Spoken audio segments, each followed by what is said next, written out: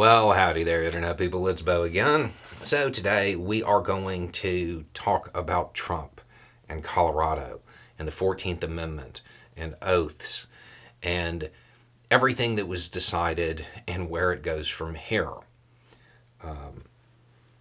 Because the ruling out of Colorado to me was kind of surprising. Not that Trump should remain on the ballot. I've said repeatedly, I don't really think this is a viable route for that. But the way the court got to that conclusion was unique. So, if you're not familiar with what's going on, in a number of states, there are attempts to get Trump basically banned from being on the ballot. And they're using the 14th Amendment to the United States to do that. And to boil it all down, they're saying because Trump engaged in an insurrection, he can't be on the ballot because the 14th Amendment prohibits those, disqualifies those who engaged in insurrection. Okay, it's a pretty simple argument. Surprisingly, it appears that the court in Colorado believes that Trump engaged in insurrection.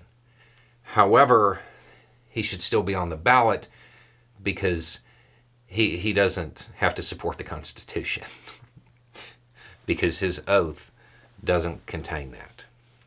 In relevant part, the 14th Amendment says, who, having previously taken an oath as a member of Congress or as an officer of the United States or as a member of any state legislature or as an executive or judicial officer of any state to support the Constitution of the United States, who has engaged in insurrection or rebellion, is disqualified.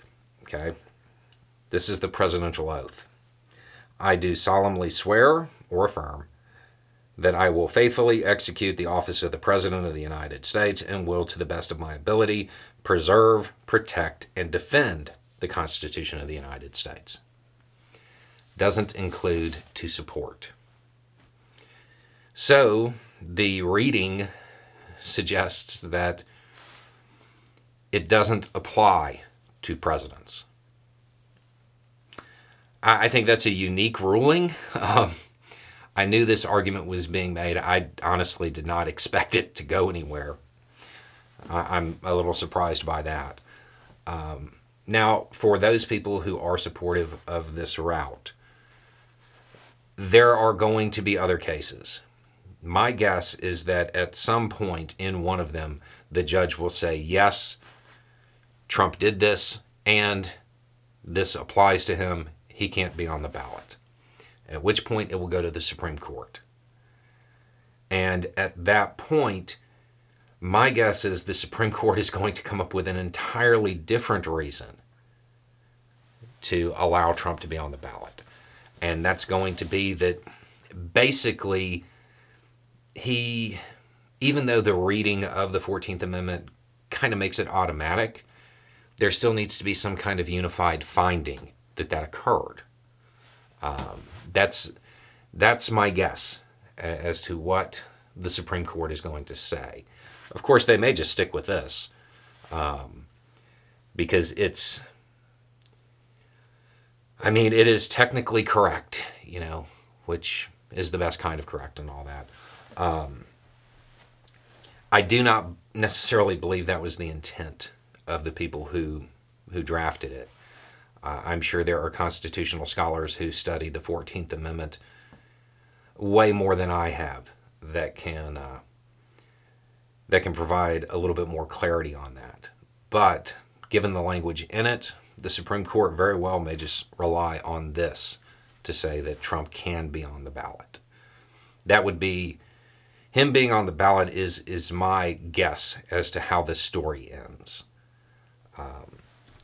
But we'll have to wait and see how it plays out because there are a whole bunch of other cases. And I would imagine that at least a few of them are going to move forward.